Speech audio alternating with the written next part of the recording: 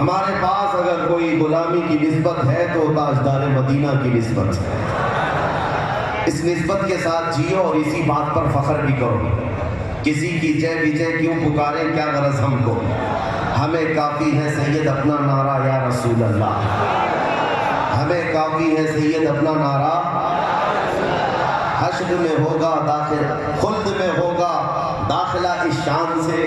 یا رسول اللہ کا نعرہ لگاتے جائیں گے۔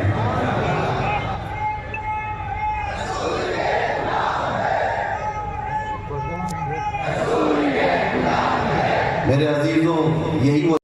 میزائل رکھنے والے ہوں، بڑے بڑے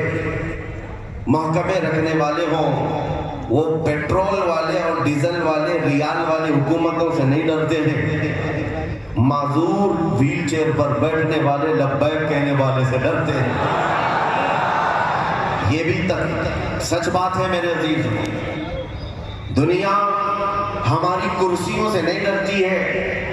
بڑے بڑے مالداروں سے نہیں ڈرتی ہے، دنیا کو خوف ہے تو ان کمزوروں سے جو لڑکھڑاتے قدموں میں بھی اپنے نبی کو پکارتے ہیں، اس لیے کہ ان کو پتہ ہے ان کی آواز میں اور ان کی پکار میں اتنا دم ہے، اتنا دم ہے کہ رب تبارک و تعالیٰ ان کی پکار پر سمندروں میں راستے پیدا کر دیتا، ان کی پکار پر آندھیاں اپنا رخ موڑ لیتی ہیں۔ دی اذانیں کبھی یورپ کے کلیساؤں میں تو کبھی افریقہ کے تپتے ہوئے صحراؤں میں، آ گیا عین لڑائی میں گر وقت نماز، قبلہ روحوں کے زمین بوس ہوئی قوم حجاز۔ یہ ہماری تاریخ میں بتا رہا ہوں، صحابہ کرام، تابعین اعظام، نبی پاک کے غلام، جن کا حال یہ تھا دشت تو دشت ہے دریا بھی نہ چھوڑے ہم نے، سب میں کھڑے ہو گئے محمود و ایاز، نہ کوئی بندہ رہا نہ کوئی بندہ نواز، ٹل نہ سکتے تھے جنگ میں اگر اڑ جاتے تھے، پاؤں شیروں کے بھی میدان سے اکھڑ جاتے تھے، حق سے سرکش ہوا کوئی تو بگڑ جاتے تھے، ارے تیغ کیا چیز ہے ہم توپ سے بھی لڑ جاتے تھے۔ سبحان اللہ، بے شک یہ ہماری تاریخ ہے میرے عزیزوں۔ یہ جذبہ دنیا یہ چاہتی ہے کہ دوبارہ زندہ نہ ہونے پائے، دوبارہ ان کے اندر بیداری نہ آنے پائے، زندگی پر آرام سے رہ سکتے ہو۔ ہم نے یہ طے کیا،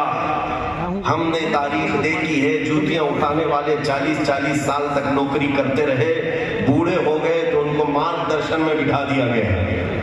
جاؤ اب تمہارا کام نہیں ہے، پارٹی میں تمہارا کام نہیں، نئے لوگ ہیں۔ لیکن حضور پاک کی غلامی میں ہم نے دیکھا جو جتنا بوڑھا ہوتا ہے عزت بڑھتی چلی جاتی ہے، یہاں عزت بڑھتی چلی جاتی ہے، اور محمد کے غلاموں میں تو بڑھاپا آ ہی نہیں سکتا۔ کیا میرے عزیزو آپ نے یہاں وہ آنکھیں بھی ہوں گی جنہوں نے تاج الشریعہ کو دیکھا ہوگا، 75 سال کی عمر میں حسن و جمال کا حال یہ تھا، 1 لاکھ بٹھاؤ آنکھیں اس طرف نہیں جائیں گی، اس ایک تاج الشریعہ کو دیکھنا چاہیں گے۔ وجہ کیا ہے؟ وہ حسن پاؤڈر لالی میک اپ کا نہیں تھا، وہ قدم مصطفیٰ سے ملا ہوا۔ اسی لیے میرے عزیزوں، میں جو بات کہنے جا رہا ہوں بڑی ذمہ داری کے ساتھ، جوناگڑھ کی سرزمین پر آنے کا بڑا خواب تھا، اس لیے کہ یہاں سے ہم وہ اعلان کریں جس اعلان کو سننے کے لیے بہت سارے لوگ انتظار میں ہوں گے۔ ایک بات ہے، آج میں اعلان کر رہا ہوں، مجھے حیرت ہوتی ہے، میں نے پڑھ کر کے دیکھا اسی سرزمین سے بہت پہلے ہی اعلان ہو چکا تھا۔ میں نے آج کچھ کی سرزمین پر منبر سے ایک خطاب میں یہ کہا تھا، لوگوں یاد رکھو میرا یہ پیغام، کعبہ بھی تھا، کعبے کا نہ طواف رکا نہ حج رکا، یہ تو ہم آج کہہ رہے تھے، لیکن جوناگڑھ آنے کے بعد پتا چلا یہاں تقریباً 50 سال پہلے مرد قلندر شہزادہ اعلیٰ حضرت کی آواز آ رہی تھی، تم آئے چھٹی بازی، پھر ہوئی رونق تازی، کعبہ ہوا پھر کعبہ، کر ڈالا تھا بت خانہ، یا رسول اللہ تو شمع رسالت ہے، عالم تیرا پروانہ، تو ماہ نبوت ہے، اے جلوہ جانانا، یہ وہ آواز ہے جو جوناگڑھ کی پہاڑیوں سے نکلی تھی۔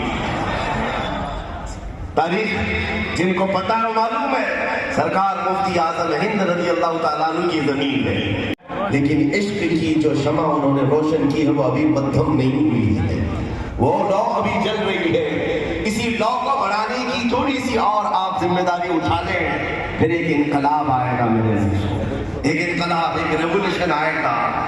اس لیے کہ مجھے پتا ہے یہ قوم اگر دوبارہ کسی پر اٹھ سکتی ہے تو وہ صرف اور صرف تاجدار مدینہ کے نام پہ اٹھتی ہے۔ سارے مسئلے مسائل چھوڑ دو، سارے مسئلے چھوڑ دو، بہت ساری میٹنگیں